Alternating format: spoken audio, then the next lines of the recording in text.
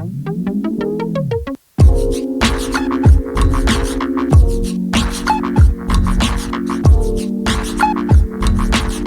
was a whole mess and a half. Yeah, we did it. We got there. So, welcome, Trip, to the podcast. For people who didn't know, we've spent the past, 20 minutes trying to work it out where Trip's camera is going to work in Discord. We couldn't do it. I don't know why, but my big brain was like, screen share your OBS window, and it worked, and we're all good. Yep. And we're all good for now, at least. If there's any kind of desyncing with your voice, I'll just do it in post edit, and we'll be absolutely fine. This is okay. We'll make do for now, and yeah. Because I know the quality's not as great now, but it's fine. Whatever. Dude, it looks fine. It looks perfect. It honestly looks great. Good. Yeah, there's nothing to worry about regarding quality.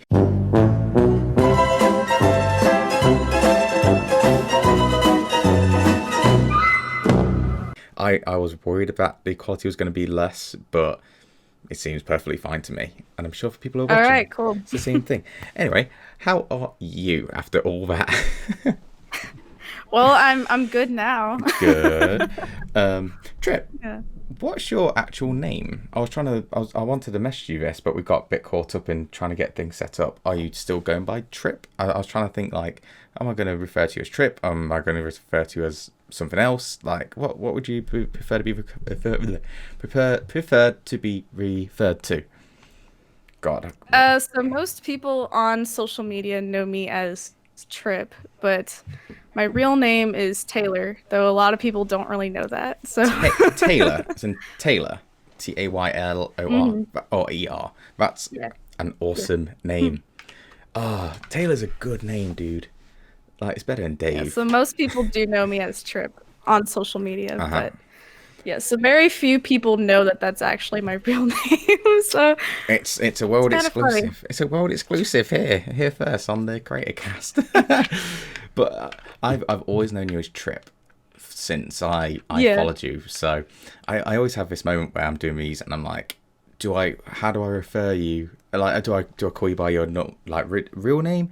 Do I call you by your handle? I never know how to go into these kind of things. So I always feel really weird. I don't know why, but I just always feel awkward to be like, what's your actual name? I'm I don't mind if you call me Trip. It's totally fine. I'll call you Trip for my own memory's sake. Yeah, that's fine. That's fine with me. We had that was a thing what happened at VidCon as well a couple of weeks ago, where I was meeting people in the community for the very first time, but I didn't know their real name, so I had to refer to them by their handles until I figured out their names and everything like that. And two, I didn't know what they fucking looked like. So when I went up to someone and they said, hey, and all this, I was like, I don't know you properly yet. I don't know. I haven't connected your face to the name yet. And it was like, there was a slight bit of awkwardness in my mind because I really want to make sure I know people's names.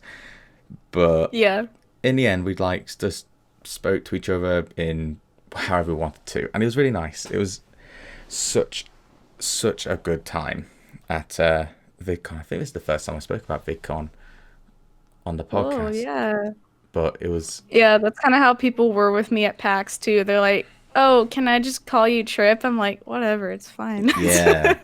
Did you get... I don't care. Did you get recognized and stuff, or did you meet people and all that? People didn't recognize me until I actually told them who I was. And then they were like, oh, yeah, you. So You. Yeah. That's so cool. How'd that feel when people was like, oh shit, yeah. Yeah, there was like 2 people during that day who recognized my username, and I was like, what the heck? People actually know who I am? Jeez, that's weird. It's such a weird sensation, right? Yeah, it's like you don't even realize that people actually notice who you are until you actually like get to meet those like said people. It's weird. It's super duper weird. Like on On a Yeah. Friday when I was picking up my pass thing for VidCon, Mhm. I got my pass, and I honestly went to PAX to VidCon on my own. I was like, I'm just gonna chill on my own and just relax, and you know, and I got a pass, and I thought first thing I thought was I want a coffee, so went down for a coffee and found this like big Costa sign.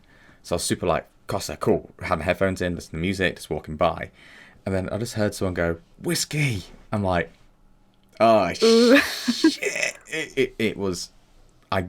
It was the most surreal moment ever.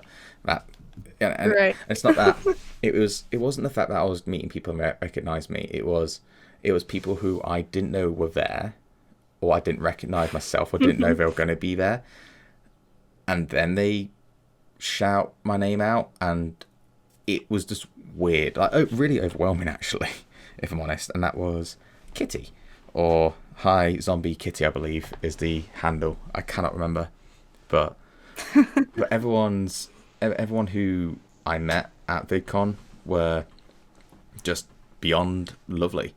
They were just really nice people, and it really made the whole trip worth it to meet people who were just part of the community and just really cool.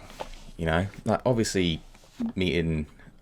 This sounds like I'm trying to blow smoke up the community's arse, I guess, but meeting Sean, meeting Egoraptor, PJ, and Gab, awesome, really cool, great moment. But I actually really enjoyed just meeting the community people as well. Like even more so, if I'm being honest. It was just really cool. Yeah. It was nice. Yeah, totally. Yeah, meeting Sean and Gab are pretty cool too. So, Yeah, yeah. yeah, It, definitely. it was a nice moment to offend. Obviously, they're both really like nice people because, of course, not gonna be Oh arseholes. yeah. But yeah, the thing is with VidCon, I was gonna, because you mentioned PAX, VidCon, apart from like the meet and greets, uh, was no, actually the shows were okay. The Q&As were really cool, but there was like this an expo, and it wasn't really that good in my opinion. It was kind of like it's just a few stalls here and there, but you Um, you walk for 5 minutes and you're done. But then I look at PAX and it looks so much cooler. Like, what's your experience in PAX been like? so the only PAX I've been to is PAX West, and that was last year. So that was my first time going to a convention like that, and I was alone as well. So Oh, it was a quite an experience mm. traveling by yourself for the first time. But PAX West is a lot different than PAX East because PAX West takes place in about like six different buildings, I think, or eight, I can't remember. So you're just kind of traveling along downtown Seattle and hopping from building to building to go to each place you want to go to. And Oh, it was very busy, very crowded, but other than that, it was really at the same time just like really just calm, I guess, because I got to meet some people while I was there and they just let me hang out with them for some reason. So that's what happened to me I too. just Yeah. hung out with them the entire time and they just kind of showed me where everything was. They helped me get everything together to be able to meet Sean and stuff. So probably without them, I would not have been able to do everything that I did that weekend at all. So It's it nicer, was isn't it? definitely a yeah, it was a great experience. It was. I hope to do it again one day, but money. Yeah, that So, that is the thing. Like, to be fair, mhm. for me, it wasn't that expensive all around. Luckily, I had a few people in the community helping me out there as well. But like with packs, I know how much it can be, and I remember, I think in 2019, oh sorry, 2019, 2018, I planned to go to PAX East, and I was like, yeah, I want to go. And Mm, then I researched how much it cost, like the average cost for a person from the UK to go over. And yeah. you're talking like £2,000 like for everything. And I'm just thinking, is it worth it? It's gonna be cool, yeah, but oh my god, I don't think I could afford that Plus, I don't think Emily would like me to spend $2,000 on a Yeah. trip, and that's it. So, yeah, it was definitely one of those weird things. But then VidCon came up, and I thought, fuck it, I want to go, and I want to go on my own. Similar to you, actually, where I went on my own, Mhm. and then I ended up just being part of a group for some reason. Just hey everyone, yeah, Yep. we'll hang and chill and just do whatever. But it was really cool, and yeah, I definitely want to go back next year. I just hope that there's more to do. Oh, totally. Between like the meet and greets and stuff like that, but more to do in the expos and stuff, because there was moments where we were just hanging out, and to be fair, the conversation we were having was like really cool, and I actually had a lot of fun just talking to people. But I was like, oh, I want to check stuff out. But then it was like, I'll walk around. Okay, there's merch store, merch store, merch store, merch store, merch. I'm like, okay, cool. I'm not that fussed right now. Like, Yeah. but it is one of those things. So, yeah, like VidCon was awesome. I just hope there was more in the expo. I wish there was more in the expo. Whereas PAX, I believe there's a shit ton more to do. There's quite a bit, yeah. What was your It favorite? depends which one you go to too. Because yeah, like I mentioned with PAX West, there's so many buildings you can go to. Like, um, there's a hotel lobby specifically for buying merch, and then there's the main expo hall, which has like I think it's like 3 floors that you could just go to. There's so much. It's overwhelming to be honest, but What did you do? there's so much to do. Yeah. What did you go to? What was your? Did you have a plan, or did you go with the flow, or where did you end up? Um, well, let's see. What did I do? I think it was a Friday through Monday. Yeah, Friday through Monday. Friday we just kind of waited in line all day for Sean's meet and greet. Yeah. So, Hmm. um, after that was over, it was like 5 o'clock by that point. So we just kind of disbanded and went our separate ways after that. And then let's see. Saturday was his panel. And then after his panel was over, we all just kind of got together and just we I I don't know, we just kind of got together and just hung out. I don't think we did anything in particular that day. And then Sunday he was a guest on a panel and it was really cool cuz they after the panel was over, they just kind of let us just hang out Mm. with everyone, and we got to just talk to Sean, talk to Gab. We got to take more pictures with them, which was good for me because I forgot to take a picture with him. Oh, So really? all I had was my video. Um, so, That's funny. but and then after that, I think we went to the expo hall for a little bit. And then we went to an arcade down there, and Sean and Evelyn and Robin just so happened to be down there too, Cool. which we didn't know. So we were just kind of trying to avoid them the entire time, Oh, just to leave them be. yeah. And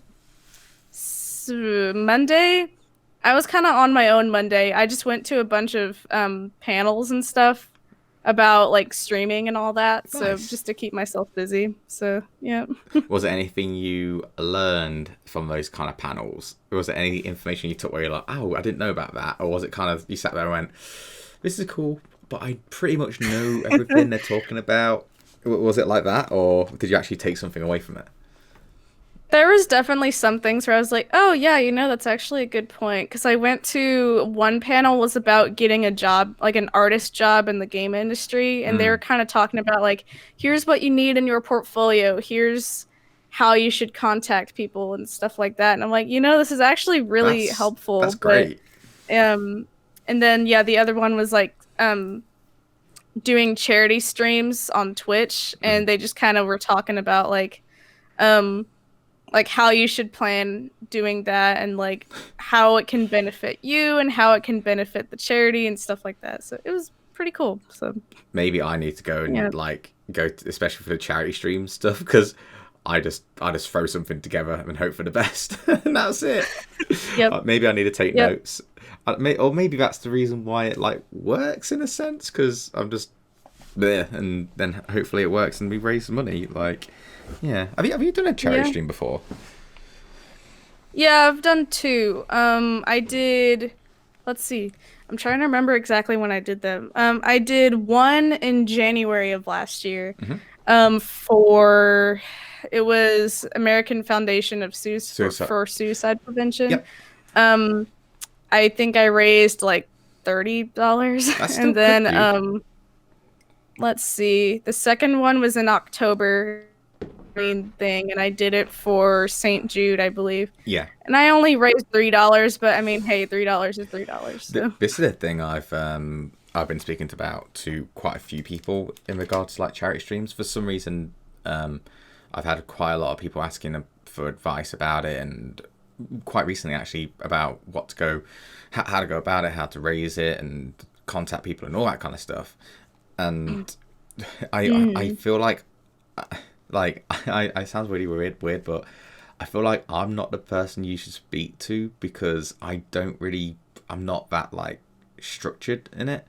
So I sort of have to I sort of have to bullshit with construction behind it. Like I sort of have to say whatever comes to my mind, try and help them. And that's it. So like my usual things I'd say is, and it's obviously what I would say to you, is like in the end, it doesn't matter how much you raise because you're doing something good regardless. The issue is, no one wants a charity stream to flop. You know, no one wants to start something and plan. Let's say I do a 12-hour stream, and it's for charity. No matter how much you say, like, doesn't matter how much you're raising, all that kind of thing.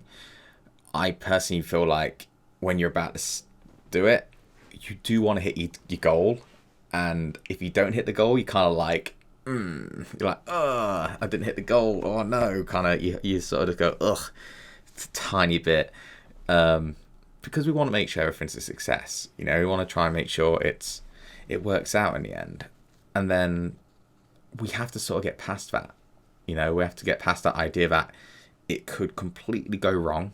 You could raise nothing, and that's okay. It's okay in the end, because the fact is you're in the right mindset. You're trying to help out no matter what. So even if like you raise a single dollar and you've streamed for 24 hours, you know that you've done something good.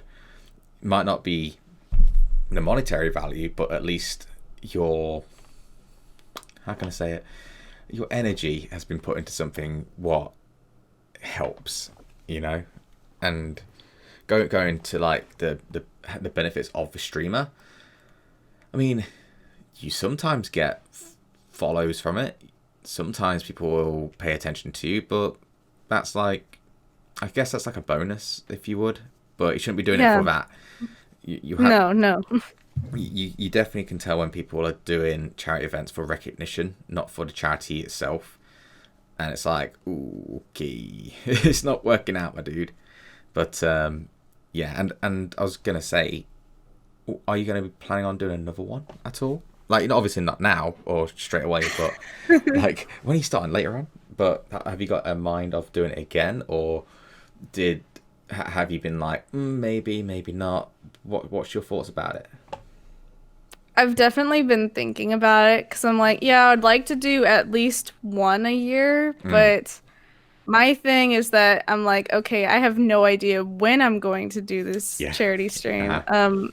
And now I'm just kind of like, well, I need to think of some ideas of where it's going to be going to and just all that. So it's it's a lot to plan. It is. But probably sometime this year I would like to do another one. It is a little difficult to like make time to do said charity stream. Yeah, Like yeah. especially when you have like a busy work life and all that stuff. So like sometimes I'm just like, okay, I have to plan in advance.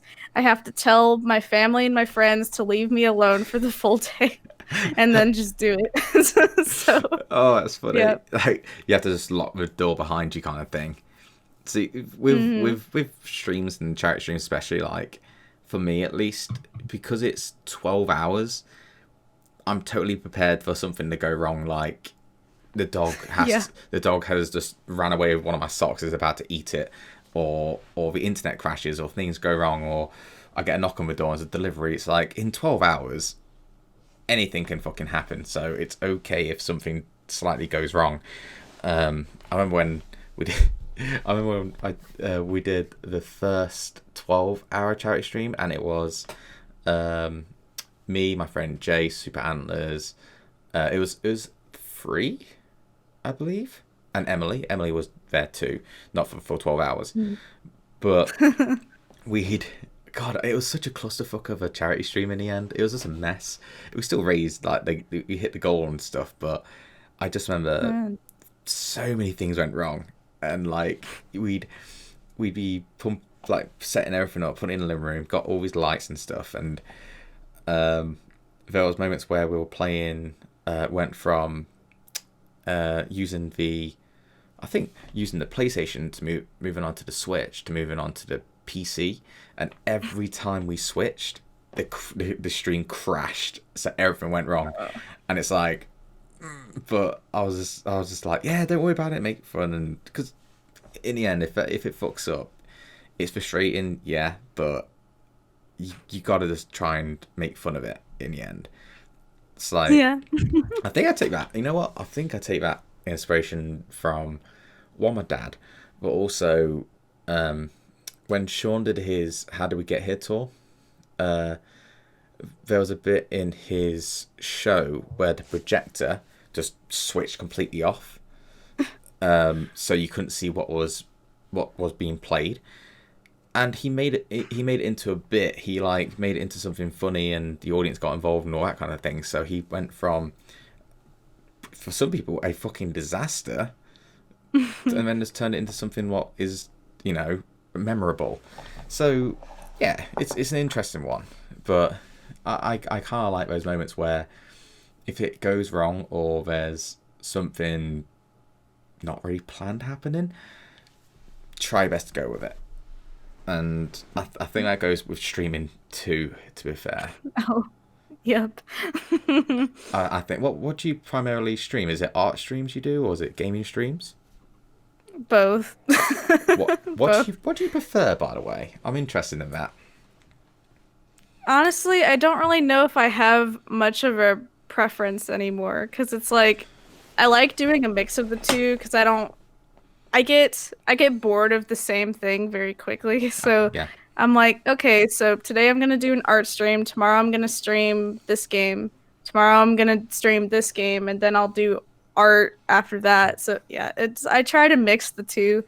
Um and I try to play different games as well, because yeah, like I said, I don't like to do the same thing Mm. over and over again. Yeah. But it's yeah, I guess I have noticed that games seem to bring my community together a lot better than art does sometimes. It depends on the game I'm playing Yeah. though. Like sometimes I'll play a game and I'm like, "Oh, well, okay, this is fine, I guess." And then sometimes I'll play a game and it gets like a bunch of my friends together and they're like, "Oh, yeah, this game's so Mm. cool." And then sometimes I'll do art, and the thing I have noticed about art is even though art doesn't really get a lot of attention so much on Twitch, all of my friends enjoy it. And so when they Mm. hear that I'm doing an art stream, they're like, "Ooh, yay, art, yes." So it kind of just it depends, like some things do better than others, and that's okay. Like you just kind of have to accept that not everything will get you a bunch of attention, I guess, because attention really isn't what you should be going for anyway. So It's such a yeah. mixture, isn't it? Because I speak to quite a Mm, lot of people, and regarding streams, and some people who are partnered, some people are doing it like real part time, people who just started, and everyone has a different idea of what to do. And some people yeah. will go for the just play what you want and just enjoy it, and it will hopefully grow. Some people go, no, you can't do that anymore. If you actually want to grow your channel, it's a really weird thing to do where you have to find a niche or a niche in the market where you have to dedicate yourself to something. And like I'm still playing with the idea of it all because I wanted to be a variety streamer where I play different things and all that kind of thing and rotate. But for what I found was when I start sticking to certain genres, for me at least, it helps a lot, and I love doing horror games at least. So instead of me playing, and I still fucking play Beat Saber when I shouldn't, because it destroys my average viewership and all that kind of thing. But Dang. it's a weird one because it all depends on what your goal is. Because there's nothing wrong with wanting your channel to grow, and some people feel like it's kind of taboo to think about that, but it's nice when your channel grows. It's nice when you have new followers and you see the number go up. It's satisfying. But then you want to have it like yourself, where you have a bunch of your friends come into your stream and just hanging out. So it turns into like a PAX kind of thing where everyone's just gathering around. You don't. There's not real structure to it. It's just we're hanging out. I'm gonna just doodle while we just chill and catch up. It's weird. It's a super weird time to be a streamer because it used to be you could pretty much do anything and it will grow eventually. But now it's like, okay, if you actually want to grow, you've got to kind of pay attention to certain things. Oh god, I was listening to we went to the panel because Sean was going to do a Q&A, which was a really good panel actually, really really good. But me and the squad, we got there early, and there was these TikTokers on there. Now, my mind towards TikTok has changed slightly because of what Sean said in the Q&A, but there was this, they were asking about advice and stuff. Answering advice and giving advice to people who want to be TikTokers and become famous and stuff. And what I liked about the TikTokers, I can't remember the name at all. I don't really care that I don't remember the name, but they did. What I did like about them was they were really honest with their answers. They weren't trying to say the right thing. They were just saying what it is. And we just said, follow the trends. Like, if there's a trend, follow it, and it'll grow. And I was just like, I know that's the exact right thing to do if you want to grow. And I was just like, ooh, I don't like that because I don't want to be trendy. I don't want to follow trends, even though it would work. I just feel like it would. I just don't want to do it. So I like the idea of doing my own thing, kind of stuff. But again, it's find that balance. It's really find that balance of trying to find something you love to do and grow as well. Because in the end, like, if you can grow your community, it brings more people in. It makes more people talk to each other. It makes people get friends. When it comes to charity events, the chance of raising more increases. So there's massive force and against when it comes to trying to find the right thing to stream. And it's kind of why I asked you the question about what do you prefer, because I know that I won't mention who they are, but I know some streamers who are artists who will want to stream games, but the numbers when they're streaming games compared to the numbers when they're doing art is like completely off balance. Oh yeah. And it frustrates them because it's like, I really like doing this, but fuck, people aren't turning up. And it's a weird one because it does sometimes depend on the game you're playing, unfortunately. Yep. Like I'll if people like tonight, I'm going to be playing horror games and stuff, and I know a lot of people turn up for those. But if I played Bloodborne, I'd get half the viewership. So so I feel like sometimes, for me at least, I've got to go, okay, I love playing this game, but no one's turning up. And not in a negative way, but I've got to sort of go, okay, it's not working. There we go. Push it to the side. Let's find something else. And it was frustrating to me to do that because I wanted it to work out. I wanted to be able to play a game and everything comes together, everyone comes in and blah, blah, blah. But it doesn't happen like that. It's about adapting to what's going on, trying to find the right thing to stream and trying to find the thing what you can become known for, if that makes sense. I don't know. It's a weird one. It's super weird. And Yeah. Because yeah, like it's if you play a game that you obviously don't enjoy, like just to get the viewership, people will know and yeah. they will call you out on it too. Oh, yeah. Like I haven't done anything like that just because I just don't want to. Hmm. But cuz like I'm not interested in playing like Fortnite or No. Apex or anything like that. I'm Hmm. not. So I just therefore I don't do it. Um Absolutely. I only play Oh. games that I'm personally interested in, Hmm. which can sometimes be a good thing and a bad thing. Yeah. Like I have noticed that a game that I've been playing recently, it's called Death and Taxes. It Yeah. doesn't really do very well, but I enjoy playing it, and so it's a predicament. So, It is a but predicament. Yeah. I've mm, I saw a tweet and I cannot remember what it exactly said, but it was being open and honest and saying like that they were being blind by the idea of wanting to play the game and hoping it was going to work out. So they would like I do not remember which game it was. I cannot remember how it went, but they basically spoke about that they were making the mistake of sticking to a game because they wanted to make sure that people who were enjoying it, who were sticking by, were going to see the whole thing. But they were open and honest and said, look, even though this is happening, it is destroying my channel. So like their viewership was plummeting and all that kind of thing, and they were going, do I hold on because of it? Because it's like it's a huge game, or do I just stop it and then figure something else out? And yeah, they did the latter. They stopped it, explained to the people who obviously were still there, because you are going to have those people who are dedicated to everything, and that's totally cool, like amazing. yeah, It's really nice to have that kind of thing. But then they apologized for it, explained it, they moved on to something else, and their channel just started growing and growing and growing. And the moment they made that decision was then it started to grow. And I feel like a lot of people have to face that one, where especially if you're relying on Twitch. Let's say you wanted to go full time on Twitch, you have to figure that out, because if you don't, you're digging your own grave when it comes to that kind of stuff. And yep, it's such a bitch when you realize, oh, this isn't working anymore, so I've got to push it to the side.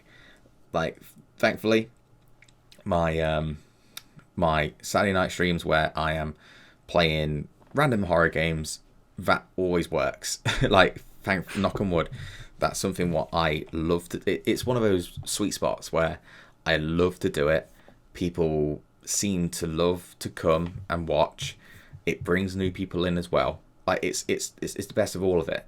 Whereas usually you can only have a few of them. You know what I mean? Like you either have a game what you love but no one turns up, or you have a game where everyone turns up but no one new turns up, or you have mm, it where you don't like the game, people turn up but they know that you're not enjoying the game, so they're gonna eventually dwindle. Like I'm sort of mm, like you as well, where even though I'm trying to work things out, I'll never find a game or play a game where I just don't enjoy it. Because yeah, I think it was like, it's not that. Oh, I'm trying to think now. There was one where I was doing The Last of Us on YouTube. And even though I loved the game on my own when I played it, I streamed it and it got quite a few people involved. It had quite a few people watching, but I just wasn't really into it for a stream. Same thing with God of War. Like I was into it for myself, but for a stream, didn't really get in there. So I just had to mm, wave bye bye to the whole thing. And some people will contact me like, I'm still bringing it up today that, oh, you haven't finished this. I'm like, yeah, because I just didn't enjoy the process. Unfortunately, I'm not gonna continue a series if I'm not enjoying it. Because yeah, if I'm not enjoying it, then nah, I'm all right, thanks. I'm okay. Do you record any content at all? I used to. I Yeah. used to do Twitch and YouTube, Mm-hmm. but yeah, then the whole COPPA thing came around Oh and I yeah. got kind of worried about uploading anything. And so, like, now, though, I have a realization that I absolutely hate video editing, even though I can do it. So I wish I could it's like, fist bump you here because I'm the exact same. it's just like, God, it's so tedious and it takes me like 3 to 4 hours just to edit a video and I Yeah. hate it. Uh-huh. So I'm like, you know what? Streaming doesn't involve video editing. I'll just do that instead. So, With Cami, as in Mr. Camilla. Camilla's like offering to do edits for me. Well, for certain nice. things and stuff. And I was just like, yes, I'll obviously take that opportunity up because I fucking hate editing personally. Yeah. Again, I find it super tedious as well. And one of the things that I still get annoyed with sometimes, I guess, especially when it comes to game videos, is like when you've recorded for an hour, you've edited it for 2 hours, you've had to wait for it to render, which is 30 minutes, an hour, 2 hours, three, four, whatever. You upload it, Yep. which takes an hour, and then it's like no one watches it. You're like, fuck me, like, and Yep. so I'm completely done with doing gaming videos for YouTube. Like, if I'm doing gaming, I'm streaming it because it's just more fun. It's more fun to Yep. interact with people during it all and share those moments. But what was I gonna say to you? I can't remember. What were we talking about before everything crashed? I can't remember. Um, let's see. Oh gosh. I was I was asking. Oh yeah, that's it. Have you found the something what has hit all three, where it's something that you love to play, people are watching it, and you're getting new people in it. Sort of going on to what I was talking about with YouTube, where you might like the game, but it's not many people are watching, which means not many people are following through it or subscribing because it's YouTube. So going on to Twitch is like similar kind of thing. Have you found something? What is that? I mean, obviously art is something I hope you like doing. Well, yeah, duh. People are coming in, and usually it does gain a few people, new people to your community as well. But Sometimes, yeah. is it anything else, or is it still an experiment for you right now, trying to find it? For me right now, the biggest things are Mario Maker 2 Ooh, and art. Mario Maker 2 kind of gets me more than art does, yeah, but I don't do Mario Maker 2 because of that reason. I mean, I do it because it's fun and I yeah, enjoy it, but getting the extra viewership is just a perk, I suppose. So, yeah. um, it's nice though because then like I'll stream Mario Maker and then um friends of people that come in will come in too, and then they'll be like, "Oh, you do Twitch emotes. I need some Twitch emotes," and then I'll Oh get some yeah, business, and it's just a good little circle, you some know? So, business. yeah. So Nice. That works. totally. That's even better then. Like that really works out for you. But your hmm Twitch mates are It, really good, by the way. Really, really it nice. can. It can work out. Yeah, sometimes it doesn't work out quite the way I want. Like business has been struggling lately, but Mm-hmm. that's how being a freelancer is. Like you're gonna have months where you make a lot, you're gonna have months where you make hardly anything. Mm. It's just how it is, It's unfortunately. part of the course kind of stuff, and I feel like I kind of go through this as well regarding my martial arts schools, my Twitch, and all that. You don't want to be the person who's you don't want to feel like you're the person who's constantly promoting your shit. And Mhm. for artists like yourself, I can imagine that's a similar kind of feeling. Like you don't want to be too pushy to the people who like on Twitter and stuff. You don't want to be going, "Hey guys, this. Hey guys, this. Hey guys, this. Hey guys, this." You want to be Yeah. you want to be the person where like they'll come to you, and that's a weird balance to find because I was speaking to someone at VidCon who's going through a similar kind of thing where they don't want to promote their own stuff because they feel like it's not the right thing to do, and or they'll want to lower their prices because they think of this, and it's like, nah, you've got to understand your value, and you want to take yourself seriously. So if you want to, you should definitely promote. Like your emotes are really really good, and Thank there should be no shame wanting to promote it. There are people out there who I have noticed they're doing tactics on Twitter or social media, which is I can see how it's for their own benefit, even though it's disguised for other people's benefits, if that makes sense. Yeah. And it's like, Hmm. I don't really like this. And for me, it's like, I get the hustle. I respect it because you got to do what you got to do to grow. It's just not what I like to see. So I Yeah. don't unfollow them because I'm not that kind of a douchebag. But like, it's one of those things where I'm just going, okay, it's working. This is how I would work it, I guess. And it's a very weird one. And for people like yourself, you want to make it so it does grow for you. You know, Hmm. you do get business, you do get commissions, you do get your channel growth and stuff. It's just how you go about it, which Yep. is the hard thing to do. And would you consider yourself like you don't want to be that person who's pushing your stuff too much? No, not at all. Mm-mm. it's and I feel like there needs to be that balance because sometimes people just don't know about your work. Like people just don't know that you do emotes. They don't know you do commissions. Sometimes it's like you you sort of like in the shadows with the cloak, and you sort of just go, "This is what I do," and then run away. Yeah. Like sometimes you just gotta go, "Hey guys, just to let you know, this is what I do," and then go for it. Kind of, and it's kind of one of those things where you sort of don't know how the response is going to be.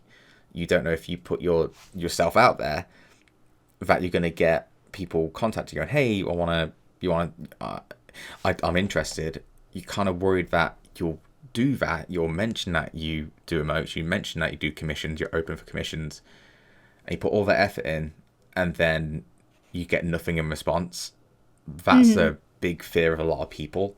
Same kind of thing when, as we were talking about with the charity streams, like you put all that effort in and nothing happens from it. Same thing goes when you are going to do a new live stream series, like a brand new game, and you get it all pumped up and nothing happens from it. Like not many people turn up and all that kind of thing. We get worried that we're going to put the effort in and we get nothing from it.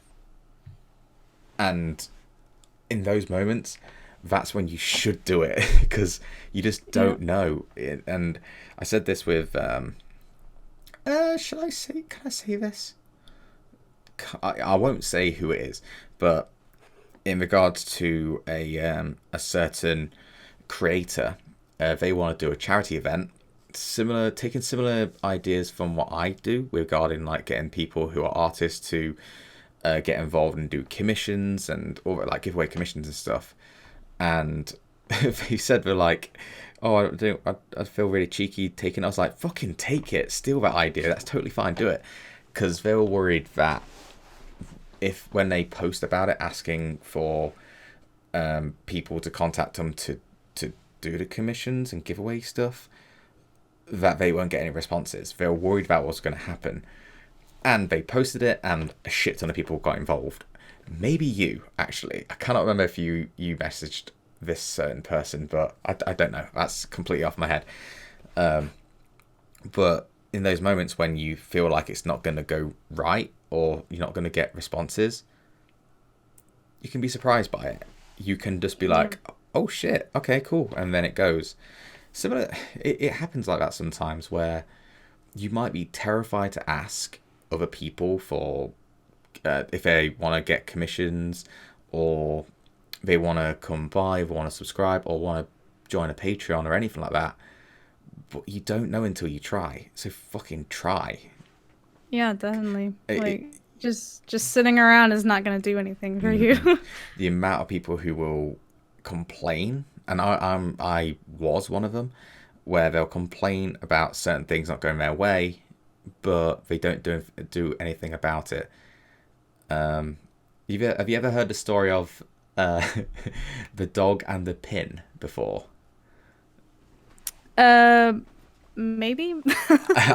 So, for those who don't know, it's a story of a dog owner, and a dog owner's friend, and a pin, obviously.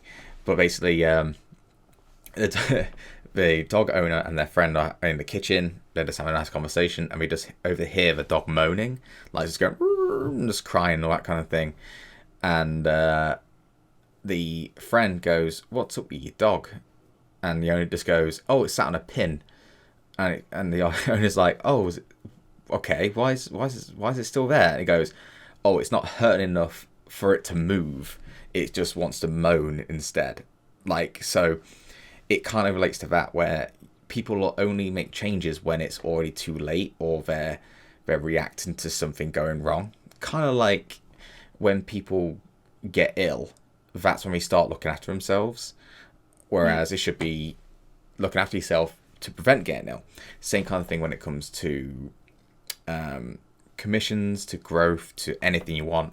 A lot of times when you are desperate for commissions, that's when you do it. That's when you promote, instead of it being like a bit more of a routine kind of thing.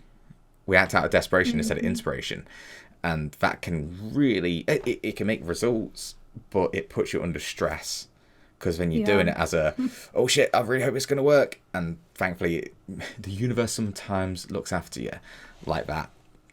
The amount of times I've had it where I've had a bunch of people quit for my schools, or I've had my subscribers on Twitch drop dramatically, even midstream. And in that moment, I'm like, oh fuck, I need to go promoting. Oh fuck, I need to mention subbing.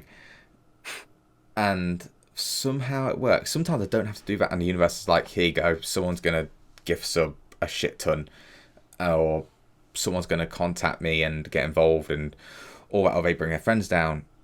But you can't just rely on those spare moment. You can't just rely on those moments to happen, because then you're just going to sit there and just go, well, it's going to happen one day. It's like, nah, dude, do something. Do something about it. It's a weird one. So...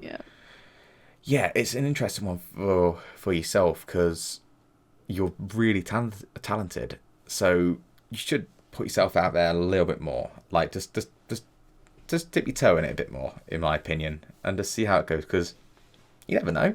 You never know if people are gonna be interested. People are gonna scroll by or slide in your DMs or just open up emotes. You just don't know. So just do it. We don't do it because it's the idea of being rejected. A lot of people hate that idea of being rejected. I mean, I grew up with that, trying to like date a girl I liked and constantly get rejected. It's like, okay, cool, all right, cool, yeah, sure. Or I would want to ask someone out, but I'd be too scared to, because I've been rejected before. I don't want to happen again. And yeah, it's a very interesting one, what people have to face, the idea that you might get rejected, but it's okay, just go for it, because at least you dared to actually try, you know. That's something that people need to go for in the end, if I'm being honest. What does it feel like to get someone to contact you about emotes and just commissions in general? Like, how does it feel when you get that? Honestly, I'm always surprised because, like, I don't know. A lot of artists, they really put their art on like a really low pedestal, I suppose. And so whenever someone comes to you and is like, "Oh yeah, your art's really good. I want to commission you." I'm like, "Why?" So it's like sometimes you're just kind of like, "Why me? Why would you want to commission me?" But like at the same time, it's just kind of like, "Oh, cool. So this person wants to support me. Yeah. This person wants to this sounds horrible, but give me money." This is such an issue that people find talking about money such a taboo subject, and like it's one of those things where I think once you can open up about that kind of thing, it helps a lot, because a lot of times people don't want to talk about their sub count. People don't want to talk about the money that Twitch brings in or their YouTube brings in. It's very taboo, and you should be like flaunting it, but you shouldn't be hiding it as well. There needs to be a middle ground where it's like, I don't get it personally, why people hide that shit so much. I'm always for like, just talk about it. Who cares? Like, yeah, I bring in this much. Cool, that's fine. Dude, I've given so many people I know my account, as in my my Twitch passwords and stuff like that, so they can just see everything. It's like, here you go. Don't worry about it. Here you go. Cool. This is what it brings in, and it's not substantial. It's not that, but I'm just saying, like, I'm not that fussed. So, yeah. Sorry. Continue. I went off then, but you were speaking about money and that. Like, I don't know, like just the thought that like someone wants to give me their money, I guess, is just such a weird concept to me, I suppose. I Because get it's it. just kind of like when like I don't know, when you grow up in America, a lot of people tell you, especially when you don't live in like the coastal areas and stuff, there you can't really find art jobs here. So Mm, the only thing you really can do is freelance. And so freelance is really my only option unless I want to move halfway across the country to like California or something. So right. Yeah. it's so just the thought of someone like giving me compensation to support my freelance business, which is not really a business yet, but hopefully it will be soon. Hmm. But just the fact that someone's willing to like um I guess have me draw something for them. It's just kind of like, dang, like that camera's doing something. It's focusing It's on like your you back could for have some picked, reason. There's a ghost in your room. it's like you could have picked anyone, and you decided to pick me. Like that's just really cool to me, you know. Yeah. That It's bizarre but nice. yeah, totally. I think that's a nice place to be though in your mentality where it is it is a nice surprise for you. You're still humble in that. You don't want to be going where people will commission you, but you're like, ah, cool, yeah, War Orthodox back, because Yeah. you're so used to it. It should you should always try and again, it all depends, but there should always be a point where you feel humble and grateful that someone's actually messaged you about it. And then you got to also remember that you do deserve it. That's something that a lot of people will struggle to face, is the reality that whatever they get in success, they do deserve it. So if they do get commissioned, if they do get recognized by other people, it's because they deserve it. A lot of times, people will just say that they're lucky, you know, oh, you're so lucky, or I'm not this lucky, or I wish I was this lucky. And it's like, motherfucker, they deserve it. It frustrates me sometimes where if I see, um, or even just like pictures or getting recognized in Twitch chat or anything like that, and you'll get people going, "Oh, you're so lucky because of this, this, this." It's like, well, not really. Like, yes, there's a luck involved, but I, I, This is another thing. Taking advantage of those moments, like those lucky moments where someone does recognize you, and then you go, "Hey, yeah, I'm gonna get involved with the community a bit more because it's beneficial in the end. It's a good time, but it's people people will always say they're just people are just lucky to get recognized or lucky to get commissioned or lucky to for their work to be blowing up. And it's like, yes, there's a little bit of luck, but it's not all luck. There's Yeah. something what's built up towards that. And when people just say that someone is just lucky and that's why they've become a success, it takes away their responsibility that they can face it, because they can get just as big. They have to be lucky, but they have to work for it too. Whereas if you just say it's luck, then it makes them not have to work. If that makes any sense. I don't know if it does or not. Yeah, yeah. So going back to you getting commissioned and all that kind of thing, it's luck based kinda, but you've always got to have it where you definitely deserve it. And if someone does reach out to you, you should feel lucky that you have got this opportunity, but you have worked your ass off for it too. You know, you've crafted your skills and all that kind of thing. So it's like you really want to be humble, but always recognize that you do deserve it. A lot of times, and I just, because I speak to so many people about this, is when they get commissioned, they feel like, as you said, well, why me? You know, and it's nice to be like that humble, but make sure that you're not doubting yourself because of it. because then it can reflect in your work sometimes. And for Yeah. yourself, it's like, no, just remind yourself that, yeah, it's nice that we're doing it, and you should be grateful that we're doing it, but you've worked your ass off. Let's go for it. Let's do this.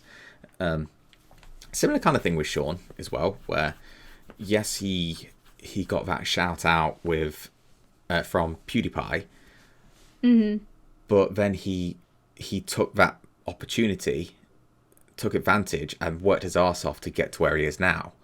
And people could Yeah. easily, and we still do because they're idiots, I guess.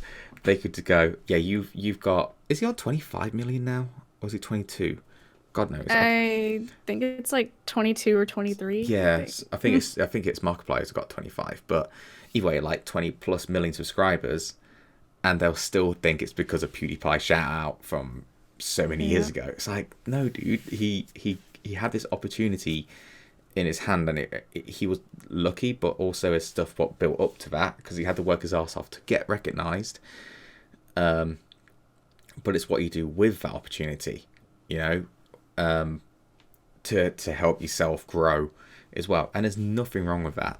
There's nothing wrong with taking advantage of those moments. So when someone does reach out to you, you should happily, when I'm assuming they post the emotes and like give you a shout out as well. But Sometimes, yeah. hopefully we should either way. Like, but in those moments you could go and take that opportunity to go, hey guys, this is what I've done for this person. If anyone else is interested, da, da, da, da, da, da. Like you can do that, and that's taking pride in your work. That's taking an opportunity as well because you work with someone who, I don't know, could be someone big, could be someone small, but you still take advantage of those moments because you fucking deserve it. in a weird way. Like, yeah, it's understanding your value is super important to yourself, to any other artists who are listening to this. Like, you deserve it. You deserve the recognition. You deserve the commissions. You deserve to do the things you love to do to earn a living. And that's it. That's how it's got to be. You know, if it's not, if you're too humble, then you're not going to say anything about it. You're not going to talk, and you're not going to grow. You'll just sit there happy in your corner, just going, "Yeah, I'm really good at this," and that's it. Yeah. Just be brave enough to express who you are, and be brave enough to show the world what you're capable of.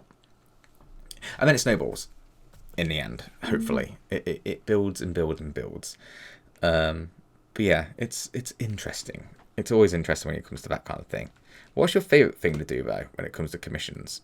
Do you like doing emotes? Do you like have you got like a specific thing you like doing when it comes to commissions? Gosh, like there's so many different kinds of things that I do now. It's like Yeah. I do emotes, I do sub badges, I do icons, character designs, concept art, banners, stuff like that. I think my favorite thing would just be like illustration pieces in general. Just like someone's like, "Oh yeah, I want you to draw my character doing this." I'm like, "Cool," because like Mm, you get like the freedom to do whatever you want. You get to make a full-on illustration about it, I guess. And mm. yeah, those kinds of things are really fun. Character designs are really fun too. I don't really get them very often, but when I do get them, I really enjoy working on them because it's just like you just kind of get the freedom to like make a design in your head and then put it on paper, I suppose. It's very fun, definitely. I I'm always not jealous. Well, yeah, actually, I'm jealous because I won't be able to put the time in to do it. But the idea that I have an idea of what I'd like to draw, and I go bleh on a piece of paper, it doesn't work. Like there's no connection there. So it must be like super satisfying for yourself to have that moment where you go, here's my idea, boom, it's on paper, awesome. Like it connects, if that makes sense. Like Yeah, sometimes the idea doesn't quite turn out the way you want it to, but that's just how it is. mm, Like sometimes you kind of have to like alter some things because like I see images very vividly in my head, so it's mhm. very easy to put it on paper. Whereas some people I noticed have said I can't see anything in my head when you tell me to envision an apple. They can't see anything, Yeah, and that's that's just that's weird. just always so fascinating to me that some people can't see like vivid HD images in their head. Like I can't. It's just it's Mm. weird. I, I, um, I sort of tried that and I was kind of concerned because I was overthinking it, because I was thinking, am I able to see it? Can I not see it? I didn't know. yeah, I think I'm at the detail bit. I don't know because some yeah, people can't see anything, and yeah. that is fascinating to me. And I still find like human variability fascinating. Like the fact that color blindness is a thing, because and hmm obviously for yourself you wear glasses, and Yep. I don't need glasses. So in my mind, Lucky you. yeah, I am super lucky when it comes to that. But like in my head, I'm going, I can't picture being colorblind. I don't know what that would be like. Same thing with people who wear glasses. I don't fucking know what it's like to need glasses. I don't know what it's like yet, because I do stare at computers, so I'm probably going to get them soon. But At some point, yeah. one day it's going to catch me up. But it's weird to have those kind of perspectives for me because I can't relate. I really try to, but I just don't. It's weird. I don't know. Um, but I lost track of what we're talking about now. What we're talking about, Trip. It So was like you were talking about, I think it was like, how do you feel when you could like put like ideas on paper and stuff? yeah, Yeah. and that's what I was going to ask you. Without too much detail on who it's for or anything like that, have you ever rejected any commissions first? Yeah. Yeah. Can you tell at all? Like, what's the worst one you've had where you're just like, nah? Um, I don't want to go into too much detail because like I'm just always kind of afraid that the person will end up being watching, like, which I don't know if they are or not, because it was That's why you back in don't the do days. names. It was back in the days when I had a DeviantArt account, which I still do. I just don't use it anymore. Hmm.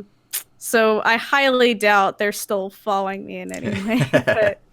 But yeah, it's always those kinds of weird things where it's like someone requests like some sort of like fetish art or Mm. something. That's the kind of thing that I rejected. Like I think they wanted me to do like some kind of foot fetish picture. No, And I was okay, like, no, yeah, I'm not into that. No. yeah, no kink shaming, but Mm-mm. again, I was like, yeah, I'm sorry, but no. it's weird as well because you have those kind of requests, even though on your like commission sheet it says not going to do this, and they just slide in and Yep. go, "Hey, can you do the thing that I don't want you don't want to do?" It's like, no, motherfucker, read the rules. Yeah, it's like, no, I'm not gonna draw your fetish for you. So I Ugh. literally just said in my rules I don't draw fetishes. Ugh, Is that the most it's a frustrating mess. thing for you when it comes to commissions? Like, what's the most frustrating part in the process for yourself? Most restraining part, Frustrating, like yeah. like the part that's the most difficult. No, the thing what annoys you the most sometimes. Have you had like Mm, like bad experiences in the commission process? Is what I'm trying to get at. okay, I see. I think the thing that annoys me the most, I suppose, is sometimes how long it can take for clients to get back to you, I guess. I Because get that. sometimes it's just kind of like, oh, yeah, I really want to get this done today so I can just move on to the next thing. Mm, But then it takes them like all day long to answer you. And it's like, come on, please. mm-hmm. I need you to approve this sketch so I can finish it. But yeah, it's like when a client takes a really long time to answer, it just kind of pushes you back too, because it's just kind of like, oh, well, there goes that, I suppose. I guess I Yeah. can't get anything done now. Mm. But Yeah, I didn't even think about that one actually. yeah, like it just kind of makes you lose time and it makes them lose time, and then they're just kind of like, oh, well, why isn't this done yet? And it's like, well, because you haven't answered me.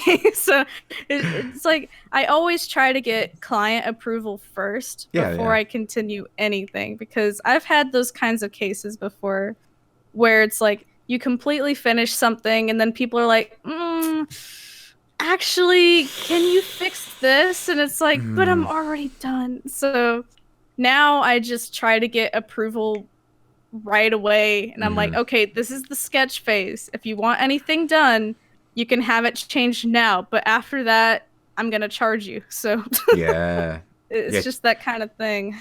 Charging for extra changes after an agreed Yep. upon thing is actually quite a smart thing to add. Actually, in my head at least, like, yeah, because kind of like any kind of contract, if there's any changes in the contract, there's an administration fee. Hmm. Even though I feel like that's a very weird one to put in because it's not that hard on a computer, but for you, Yeah. it's a lot of time. So maybe, yeah, I mean that's a smart thing to do, really, in my head. Where 'Cause, I mean, yeah, go on, if it's please. like a really minor change, like, oh, can you like change this character's eye color? I'm like, okay, whatever. That's a really small change that's easy to fix. Like it'll Mm, literally take me 2 seconds. I yeah. won't charge you for that. But if they're just like, oh, well, can you add in this? Like someone, I think one time they wanted me to do something. I can't remember what it was. And I finished the character, they approved everything, and then they're like, "Oh, actually, can you add a hat on the character?" And I'm like, "Well, crap." So You don't I'm just like, "What the heck?" plonk it onto anything. It has to be designed around a hat kind of thing, right? Yeah, I'm just kind of like, "Well, what the heck?" Hmm. I gave you the sketch, I gave you the line art. Like, what else do you? So I don't know. I'm if I've ever commissioned someone, I hope I'm a good person, because like I pay them instantly pretty much, and Hmm. I hardly any. This is my thing in my head. I sort of just go, here's an like I'll give them an idea of what I want, and then I'll just let them run with it, and I'm almost pretty much always happy with the result, no matter what, because like you guys know this way better than me. So fuck my opinion on stuff what you're way better at than me, because I don't really care. Like I'll give them an idea, and then I'll just go run with it, because you can do whatever you want, and I will pretty much guarantee to love it.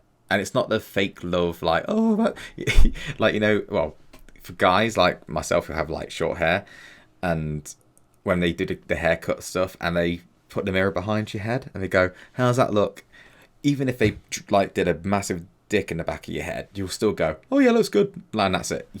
It's Yeah. very like we Yep. don't complain. So for me, it's not like that. It's not fake. Oh yeah, looks good. It's no, this is really good. Trust me. The reason why I commissioned you in the first place is because I love what you do. So I trust everything what you do, and it's.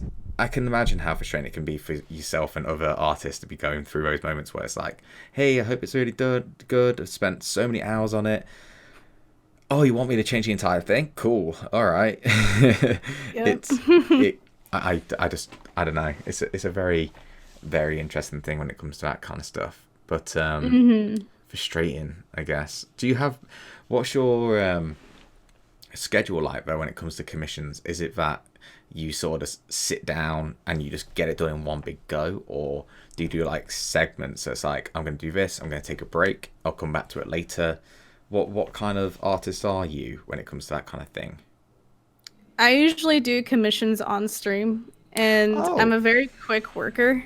This is because I used to have this software that when you would close out of the software, it would combine all of the layers together and kind of make it into like a PNG instead Yeah. of, yeah. So I don't know why it did that. It was the worst dang program, but so because of that, I had to learn how to be really, really quick because I was like, okay, I need to get this done today. Mm, Otherwise, I'm not going to be able to finish it. And that's so funny. so now I'm able to crank out something in about it depends what it is. Like sometimes it's like between like 30 minutes to 2 hours. Hmm. It just really depends. Like I can get things done fairly quickly now because I had to teach myself to be fast. So like emotes take me a good, I don't know, if the client is like in the stream talking to me, I can usually get it done in about 40 minutes, I think. Mm, So like it's usually pretty quick. So because I work quick, I'm able to just sit down, do a live stream, and get everything done just that day, which is nice. Um, on days that I don't commission lives, like do live stream, Yeah, I got it. commission I live got streams, it. um, then usually, yeah, I'll just kind of like do the sketch.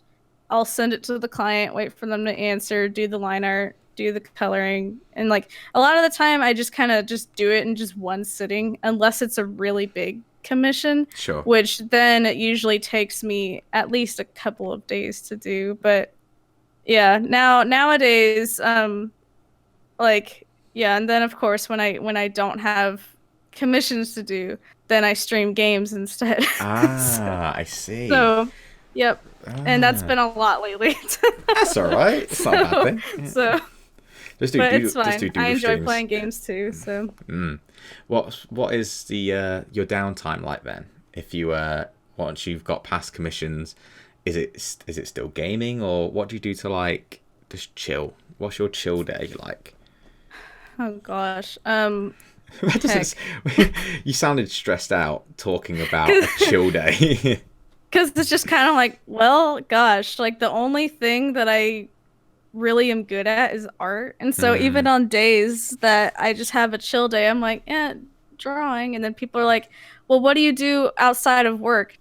Draw. Draw. so, um, so yeah, like most of the time it's just kind of drawing. Lately, I've been kind of having like an art block. So I've been kind of turning to like stream. Like if I'm bored, I stream on Twitch or I'll like play Tetris or I'll watch YouTube. Like that's just Mm. kind of what I've been doing nowadays because lately I'm just like I don't have any ideas to draw. I don't want to draw. Like I don't want to force myself to draw Yeah. something when I obviously don't want to. Yeah. so Yeah.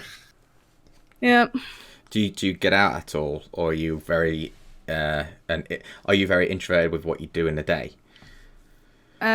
I mean, I get out in the mornings because I work, but when I come home from work, then I'm just kind of in the rest of the day. so Without too much detail, what do you do for work, if you don't mind me asking? Obviously, you can't say I work at this company or anything like that, but yeah. yeah, Um, so yeah, like I mentioned earlier, I do freelance part-time, and then I also have a part-time day job yeah, at a yeah, grocery store. cool. So just kind of doing both things right now, I suppose. But my main source of income, of course, is with my day job. So Mm. That's what you yeah. need, though. You need that little bit of a balance, so then you don't feel pressured to do commissions all the time. So Yep. when you're doing your commissions, you're like, it's okay if I don't get commissions because I still got that. These are like bonuses, and it makes me feel good because it's like, oh yeah, I'm not because it's not work. If you would, you're not stressing about the commissions, so you can just Yeah. free flow and enjoy it a bit more. And it's definitely a catch-22, isn't it? Because it's like I want to be doing freelance for a living, and Yeah. then but I don't want to get overwhelmed with freelance for a living. And it's again find that balance for yourself. But I wonder hmm if you're you know how you say to unwind you draw. I'd wonder Yeah. if that would be the case if you did freelance full time. That'd be actually interesting to know Yeah. because obviously drawing is your escape from work, like you unwind from work by drawing or gaming. So if hmm those kind of things that are your unwind things become your main source of income, would it change? Would you find something else to do? Yeah, it's a very interesting thing. Grocery stores, dude. Oh my god, I used to work. I never worked in stores. I know a lot of people would do, but my god, it's tedious from what I've seen at least. Like, just are you constantly sat there just going, I got this I could draw. I got this I could draw. I draw. Do you doodle at all while you're at work? I wish I could, but I can't. You get told off. I I'm what they call a courtesy clerk. So I'm the one who basically does things around the store and sacks the groceries. So I do like pretty much all of the just random stuff around the Yeah. store. And so I never really the only time I do have time to sit and doodle is like during my break. But Mm. during my break I'm like, no, I'm hungry. I'm gonna eat. Yeah, so I'm so glad you yeah. said you're gonna eat because if you said no, I just draw, I don't eat. It's like, dude, gotta eat, gotta eat something. Oh no. food and sleep are very important to me. Yeah, So, food, sleep, and coffee for me. Yes, mhm. that's my day to day really. But Yeah. yeah, it's fascinating to have that kind of that switch between normal work and then your actual the things what you like to do, your passion work, let's say. Yeah. I mean, is that the thing that you want to do in the future? Be able to build it up to a point where you can do it full time, or is there a bigger picture for you? What would you like to do when it comes to it all? Well, my original goal, I guess, was I wanted to be a character designer for like just anything. I don't care what, just anything. Yeah, yeah. Anyone that would offer me a job, I guess. Mm, Um, but then the more I researched into that, the more I was just kind of like, yeah, like that would mean I'd have to move away to where I don't have family or friends, and that's just kind of a tough situation. And so mm, I'm like, okay, well, with freelance, I can do whatever I want. So that's mm-hmm. pretty cool. So yeah, I've just been kind of working towards that point to be able to maybe do freelance and streaming full time because I don't want to do just one thing because I enjoy doing both things a Yeah. lot. And so I don't want to like give up one thing to do the other thing. And so I'm like, okay, so yeah, my goal I think would be to be able to work at home and do freelance and streaming as well. But streaming doesn't have to be a full-time thing. The only thing I'm concerned about is freelance, I suppose. Streaming is just a fun thing for me. So I really don't care if that becomes a full-time thing or not. Like if it continues staying just a fun thing, that's totally fine with me.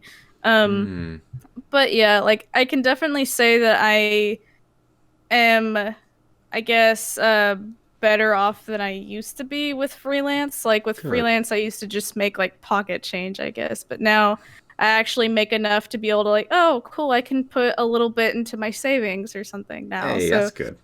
So it's definitely a little higher than it used to be. It's not quite enough to sustain myself yet, but I'm getting there I'm about to slowly. say, yeah, it feels like you're sensing that you're progressing in that kind of thing, like it's slowly building Mhm. over time.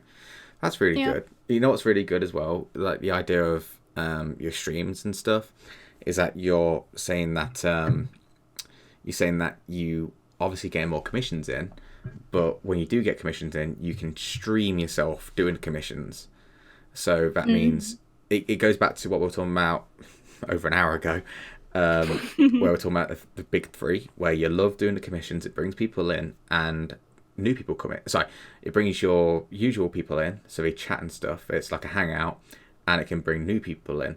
But it also gives that other bonus, which is people who didn't know you commissioned, they'll find you and they'll contact you going, hey, I want to. So it builds and builds. So it's like a nice cycle, if you would, where you Yep. start getting more interested in your commissions because of the streams, what you do for your commissions. So it's like, it can really Yeah. work out like that. And I feel like it's, I mean, how long have you been doing streams with you? How long have you been streaming for, actually? I don't know. Let's see.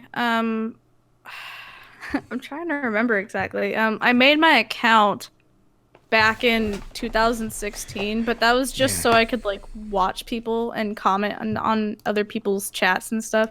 I didn't actually start like streaming until like probably um 2018. And then I hit affiliate and I was like, okay, cool, that goal's reached. And for some reason, I don't know why I did this.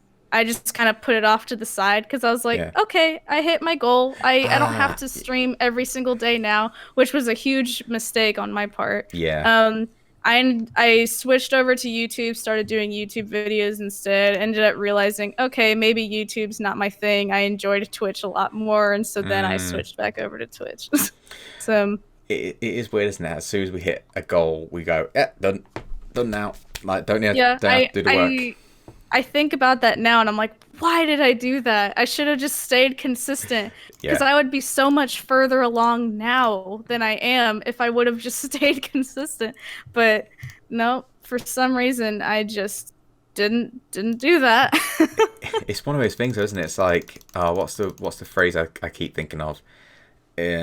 I think it's hindsight is 2020. Hindsight is always 2020.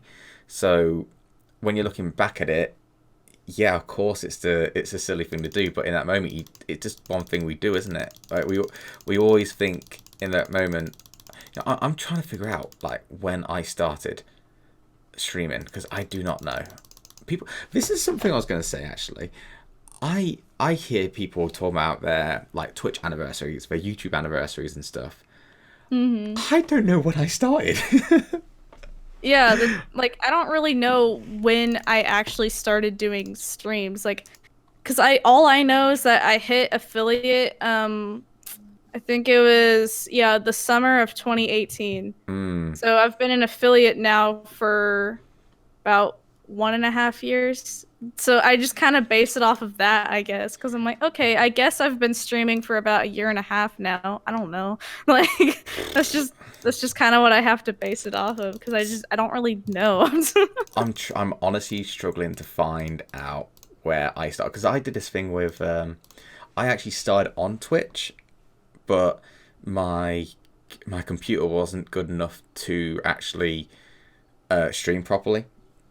So then I Hmm. went onto YouTube and started doing videos on YouTube and did like some streams on YouTube and then I came back to Twitch. I'm just trying to think should I consider the switch over when I became like should I consider switching over the anniversary or should I consider something else as the anniversary because I don't know.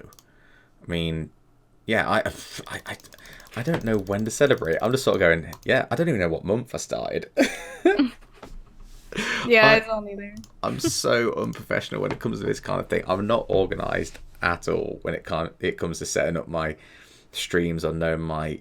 I'm only just starting to pay attention to my numbers, like my average viewership and stuff like that. But in regards to Hmm. like knowing when I started, when I became an affiliate, like people have these celebrations like 1 year as an affiliate, 2 years as an affiliate. I'm like, I don't know when this happened. I don't. I could probably Google it. Sorry, check my emails and stuff, but I don't know. Yeah, like there is a way to check, I believe. I just can't really remember how I did it exactly, but yeah, there's like third party websites you can use that kind of like tracks your progress and stuff and it's like, "Oh Oh. yeah, you've had your account since this time or whatever." So, I don't know. I'll absolutely look at that in the future. After this, I'm totally gonna look because I'm so bad with this kind of thing. So I'll definitely have to figure that out. Um, right. So on that note, shall we move on to some questions, if that's okay? Yeah, sure. Kill, even though I've asked you like questions myself and stuff. So there might be moments where you're answering the same thing, but it'd be from other people. So we have one from Ketch, Septic Heart Eyes, and they go, "Hey Trip, Mm-hmm. what do you think has been one of your proudest moments as an artist?" Awesome question. Um, let's see. I haven't really had too many huge moments yet, but they're huge to me, I suppose. So probably one of them is so back in early high school, I used to draw like Ninja Turtles a lot. I was Hey, like that's real big awesome. into Ninja Turtles. So I drew a lot of Ninja Turtle stuff. Um, one of the voice actors for the 2012 series, the guy who played Donatello, Yeah. was at my Comic Con that's in my city. And I was like, okay, cool. So I printed out a drawing that I made, and I knew that he at least knew kind of what my work was, I Yeah. think, because he had liked my work on Instagram and stuff. And so um, at the Comic Con, I paid the money to meet him, which, oh my gosh. And um, paying money, jeez. But Yeah. I showed him the drawing and he was like, "Oh my gosh, that's so cool." And I was like, "Wow," because like that was the first time that I had gotten a recognition of that kind. Like someone that I really looked up to recognized my work and I was like, "Holy crap, that's so cool." So Ah, I see. Yeah. like same thing with when Sean saw my work, I suppose. Yeah. Every time he sees my work on like Twitter or something, I'm like, oh, that's so cool. Cause like it's when it's someone you look up to, it's like, oh my gosh, that's really cool. Hell yeah, And dude. then yeah, when I met him at PAX, he and like instantly, I can't snap my fingers, instantly Oh, knew. I just gave up then as well. He just like right when I said my name, he just instantly knew, and I was like, "Oh, that's so cool. That is Yeah. so cool." Yeah, that's always a nice moment. That's one thing I really like applaud what Sean does, and to fair Gab as well, where Yeah. they are so good at remembering people's names, recognizing people's faces, recognizing people's art, and all that kind of thing. Mm. At his at Sean's panel, actually, when he was doing Q&A, he was talking about certain people who were in the audience. So he mentioned like Stacy, and I was like, "Where's Stacy?" And started looking. I just remember sitting there going, Yep. I can't remember the girl's Yeah. name. I think her name was Sarah. I can't remember. But it's not just that. It's that he, in those moments, he's creating that special moment for those people, where it's like, Mm. holy shit! Like I've not just been recognized, but he remembers who I am and what I look like, and it's those special moments like that. It makes a huge Yeah. difference, you know, and those kind of things where you have those moments yourself. For me, I like the idea of trying to create those moments for other people now, because I still get it. If someone recognizes me or says, "Hey, you're whiskey," and all that kind of thing, I'm like, "Oh shit, yeah, cool." Like that's nice. Yeah. So when people will, oh yeah, there was this person I almost completely forgot.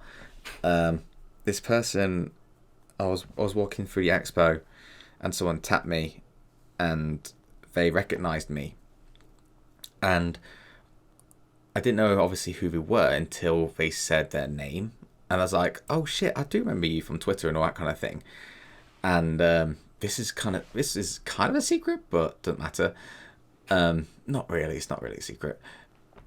So they were part of a group text, and in the group text was one my friends were part of. They said, they said something like, "Holy crap, he recognized me through my name," and like got really like hyped about that. And in my head, I was like, "Oh shit!" Like that's super weird because I'm just me. Like it's just me kind of thing. But to have that moment where I've just created a nice moment for someone is really cool. Yeah. And again, it's something I definitely aspire to when it comes to Sean and what he does, because it's one of those like just take your time to spend time with your community, and just try to make those moments. Try to acknowledge who they are. You're not gonna be able to acknowledge all of them, like that's a given, but try. It's really Yeah. important. And yeah, again, that moment for yourself when someone can recognize your work, it's a good moment. It's really cool, and as you know now, it sticks with you. Oh How, yeah, well, definitely. when was that moment? How many was it? 1 year, 2 years? How long ago was it again? When he recognized your work like that? Oh, like at PAX Mm. or The most recent one, at least, where you shown him yeah. your work, and he was like, "Oh yeah, it's you." Yeah, and then his Christmas stream, I believe. Mm. Last year, yep, in December. Um, I try to donate every single time. Like I can't really donate a lot, but I try Yeah. to donate something. And I just said something real simple. I just said thanks for the good year, you two, because Gab was on at that point. Hmm. They decided to flip it around and turn it on me. They're like, "Oh yeah, thanks for drawing a bunch of stuff for us this year too. Your artwork's great." Whoa. And I'm like, "What the frig?" Hey. I was like, "You didn't even have to mention this. Mm. I just said thanks you two for the good year." And they were just like, "No, thank you. No Yeah, yeah, you." yeah. So, yeah, it That's was good. it was pretty cool. Yeah. Again, just creating those special moments. What again? You have a vivid memory of it now, and it's going to stick with Mm-hmm. you for a long time. It's important. It really is. Yeah. This one is from Crow Charms, and they ask, "What are your favorite brushes to use?" My favorite brushes on digital art, I suppose. This is Let's see. this is totally your thing. I'm gonna let you talk because I have no fucking idea. So you go. You just go for it, dude. Yeah. So I use two different programs. I use Paint Tool Sai and I use Procreate. So my brushes vary on both. Paint Tool Sai, I honestly just use what they give me. Um, I don't really have a favorite brush on Paint Tool Sai, and someone's texting me. Let's see. Okay. How rude. um, Paint Tool Sai, I think I don't really have a favorite brush so much, but I do really like their line art tool a lot because it can kind of help you cheat in a way. It's real nice. How so? So you don't have to hand draw line art. It's really cool. Hmm. Um, let's see. Procreate. I think my favorite brush on Procreate is like I really like the Studio Pen because it's real smooth and it's real good for like it's supposed to be for calligraphy, but it's really good for line art too. Ah. I also really like the pencil tool because it just really gives you that neat looking grain to it. It makes it look like you drew on a piece of paper, even though you didn't. Mm. That's those are probably my favorites, I think. Nice. I obviously will not be able to take any of those notes myself, but I'm sure people who are listening are going to be taking notes and stuff. That's cool. Yeah. Going to move over to the Discord questions. There's actually, hang on a second. There's two questions that are very similar. So one Okay. is from Lottie's Art, and the other one is from Echo Lafon. Echo Lafon. And they both basically say, who or what are some of your biggest inspirations for art? Echo says, who is your role model or favorite celebrity? Oh, okay, it's actually different. Yeah, So they're kind of first one, different. yeah. So one is, yeah, what are some of your biggest inspirations for art? You can answer that one first. All right. So my biggest inspirations for art. Let's see. They're big artists, I believe. So well, yeah, they are big artists. Never mind. So probably I take a lot of inspiration from Siren on Instagram/Twitter. She's everywhere, I guess. She does a lot of like real like um her style is fairly close to mine, I guess. Like I Sure. didn't intend it to be that way. It's all Um right. and then Loish is really good too. Loish does a lot of like stylized pictures and Do you know how that's her spelled, dude? characters. Siren? Both of them, if that's okay. I wanna look at them. You know what I'm like, dude? I'm an artist cheerleader. I like looking at stuff like this. So there's Siren. Okay. Ooh, ooh, ooh. And there's Loish. Um, and yeah, so Loish's work is really stylized and her characters are real flowy and she uses a lot of colors and kind of draws in a paintery style, which I really like a lot. And That then works. there That is works. Gabriel Piccolo, and Gabriel Piccolo does really good work. Um, I wish I could draw shoes like he does. So I think I follow Piccolo. I believe I do. yeah, a Um, lot of people know of him, so probably. Siren is style is so cool. Holy shit, Yeah. they're really really cool. I just okay. I don't think this is the guy. Did you put? Is it Ioish? Loish. Yeah. Lo. That's why I got it wrong. No, because I put it in. Um, oh wait. Okay, it's probably different on there. So I doubt it's the person who's doing a backflip on a beach. That's all it is. It's two pictures. One is Oh water, wow. and one is a backflip on a beach. I don't think this is the same person. Oh god, Interesting. that's so funny. So I'll find them. But yeah, who was the third one? Sorry, It's Gabriel Piccolo. Gabriel Piccolo. Very nice. Uh, cool, cool, cool.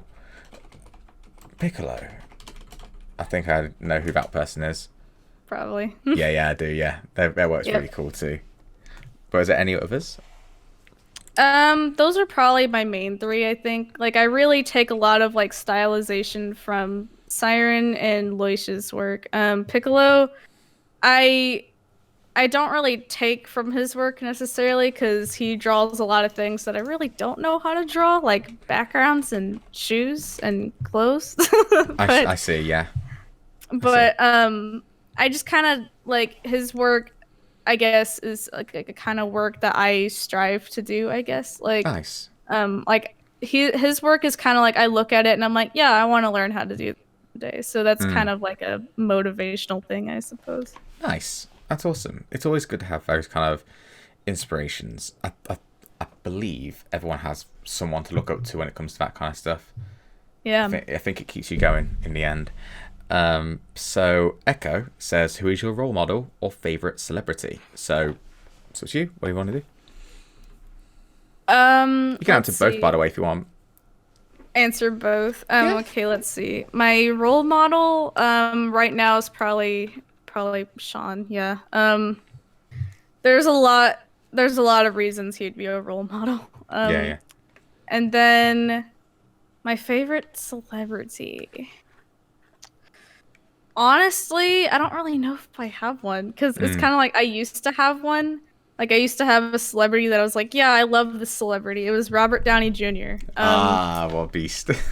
Now though, I don't really know. Like it kind of changes. So I don't really know if I have a favorite celebrity right now. It depends on what you call a celebrity as well. Like, because that's why it's kind of a similar question, role model and favorite celebrity. But hmm what would you? Okay, for the role model then, at least with Sean, what would it be? What, as in, what's he set an example for? Where you're like, I want to be taking stuff from that. Like, what's the biggest thing that makes him a role model?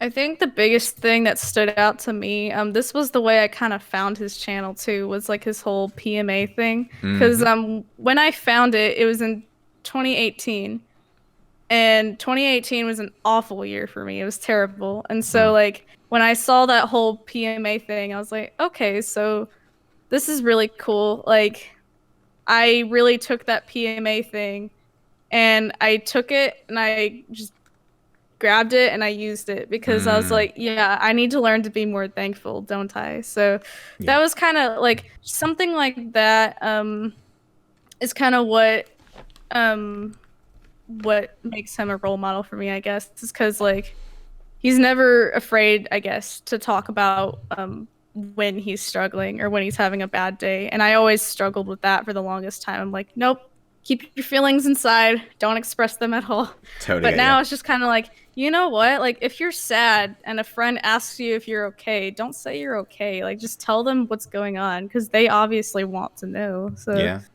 I probably, get that. probably just something like that. Yeah. I think that's spot on what you said as well. Yeah, because I've always appreciated him mentioning about PMA and how people can get it misconstrued with like just be positive, and it's like hmm no, no, no, no. Be you focus on a positive mindset, yes, but always make sure you acknowledge the sad times because the sad Yeah. times aren't bad. The sad emotions are not bad. They're there for a reason, so you should try and feel them as much as Yeah. possible. It's when you repress those emotions that's when it gets a bit dangerous. And your cat's so cute, by the way. So cute. Um, but yeah, I totally agree with that. Like I've always been very impressed with how open he has been with the community, and even when it's like putting his foot down with certain things.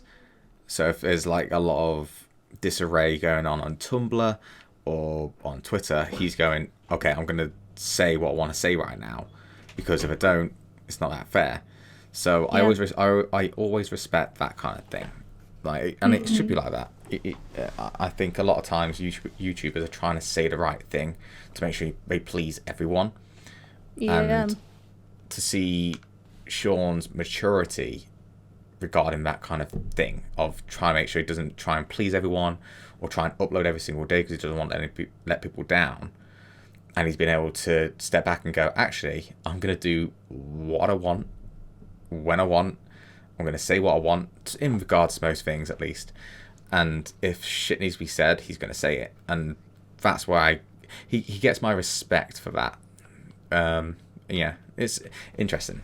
The PMA thing is great, and the fact that you came into it, you found hmm him through that is really good. I like Yeah. that. Oh, a perfect moment to have it, I guess. It's so good. Totally. The last one is from Goose. Oh, Hyunk, I'm Goose. If you know who that is, I'm not too sure if you do. Oh, Um, yeah, I do. the Goose Goose. Saveda said, "What do you do when you have hang on a second. I'm going to read it exactly how I type it, okay? What do you do when you don't have much inspiration to do anything creative? Oh, Goose. I'm a friend with Goose, by the way, so I'm going to make fun of him. That's terrible, right? So, Okay. what do you do when I you haven't think got much it's inspiration? okay, so yeah, what do I do when I don't have much inspiration? Uh huh. Okay. We got Okay. there. Um, that's something that I've been dealing with a lot lately. Lately I have not had inspiration like well, besides the only so basically for the past like month, really the only time I draw is when I have an idea or when I have commissions to do. Other than that, I just don't really draw at all anymore, it Mm, seems, because I just have a constant state of art block, I guess. Um, so when I don't have inspiration, when I do want to draw and I want to get that inspiration, I think what I like to do the most is just kind of look at other artists' work, I suppose. Like kind of sure. see like, okay, what are they doing? Like what kind of things are they working on? Look at trends, like, okay, what kind of trends are going on right now? Maybe just for the heck of it, I can just jump on a trend just so Mm, I can like try doing something different. Like a lot of the time when I don't have inspiration, I'll do like a draw this in your style challenge just so I can actually do something different and yeah. just kind of at the same time jump in on a trend as well. I also try to like I guess watch movies and listen to music. Sometimes that'll give me ideas. Just yeah, just kind of stuff like that, I suppose. So, like, exploring just Yeah, anything what's to definitely. do with not just art, but anything really. Yeah, really anything. Like you can get inspiration anywhere. Like you can probably get inspiration just from going outside, honestly. So, Yeah. Yeah, yeah. Even though some artists go, I don't want to go outside. yeah. Some artists don't like going outside, but I think what you said about the like the draw this in your style challenges. I think that's a good Yeah. idea. To be fair, like because you're jumping on a trend, but you're not jumping on a trend to get more likes. You're jumping on a trend for your own benefit. That's great. I think that's a wonderful way of doing it.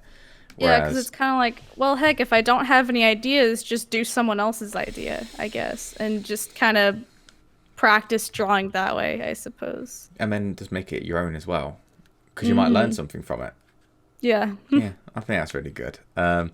But I believe that is all we have time for All today. right. Trip, even though it's been like a mess at the beginning and all that kind of thing, I think we got Yep. there, and it all works out for the best. Before we finish, though, is there anything else you want to say to people who are watching this? Is there anything like advice you'd like to give at all? Is there anything you want to say? I suppose if you're an artist watching this video and you're new, don't worry about success at first. Just focus on you first. Um, you definitely want to focus on improving your art first before you focus on anything else. And like some people ask me all the time, like where should I start with drawing? Honestly, just focus on still lifes. That's where you want to start. Just draw what you see, pretty much. And Hmm. it can be anything. It can be a picture of a dog. It can be a plant. It can be anything, whatever you want it to be. Just keep on practicing, keep on going. Just because if you give up, you'll never know how good your art could be. Just keep going, keep practicing, and then just you'll see yourself slowly starting to grow. And always look backwards before you look forwards because sometimes you have to look and see where you've improved before you can actually improve yourself. So, Very nice, Trip. That yeah. was great. I was like, I feel like you've written that up and it's on like right in front of you going, I've got to read that. It was so perfectly put. I was Yep, I'm just reading the paper I put on my computer screen. No. completely prepared, completely acted and practiced that response. No, that was a great response, dude. Really, really good. And yeah, I think that's it then. So, Trip, it's been absolute pleasure having you on.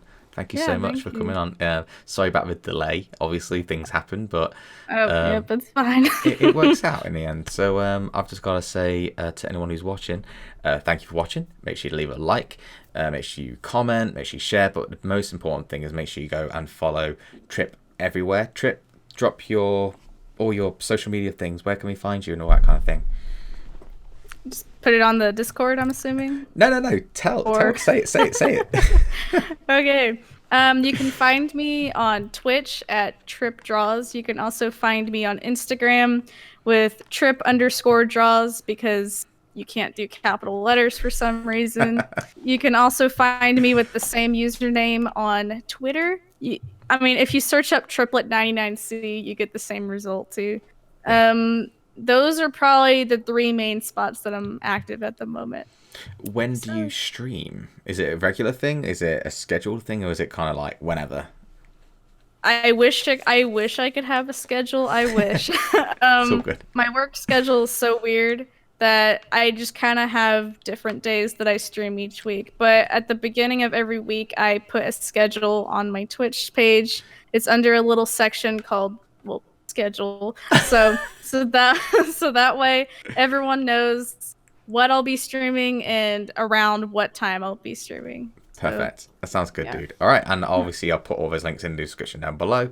But yeah, that's it. So thanks for watching, guys. I'll see you in the next podcast. And all you gotta do now, Trip, is say bye. Bye. Bye, everyone. Bye.